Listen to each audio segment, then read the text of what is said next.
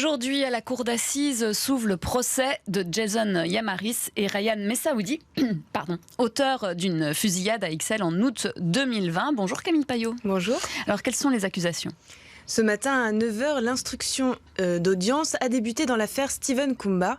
Jason Yamaris est accusé d'avoir tué Stephen Kumba et tenté de tuer Ali Dandache. Quant à Ryan Messaoudi, il est accusé d'avoir tenté de tuer Yassine Amrouche sur la place Adolphe Sax à Ixelles. Bon, on va peut-être revenir sur les faits. Qu'est-ce qui s'est passé ce 20 août 2020 ?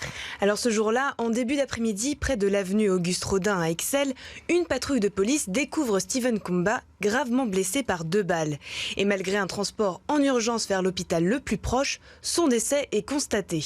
Mais alors que s'est-il passé ? Selon les premiers éléments de l'enquête, ce 20 août, 8 personnes se sont rassemblées pour parler d'un problème lié à un trafic de cannabis. Et selon les déclarations de Ryan Messaoudi, après un temps de discussion, il a sorti son arme et a tiré sur le sol afin de faire peur à Yassine Amrouche. Par la suite, Stephen Kumba s'est jeté sur Ryan. Et du côté de Jason Yamaris, il avait lui aussi une arme et il s'en est servi pour tirer à plusieurs reprises sur Stephen.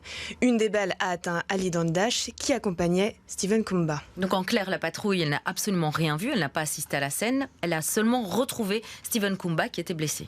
Oui, c'est ça. Et ce n'est que grâce à des témoins et des vidéos filmées par GSM que la police a su que Jason Yamaris et Ryan Messaoudi étaient impliqués dans la fusillade.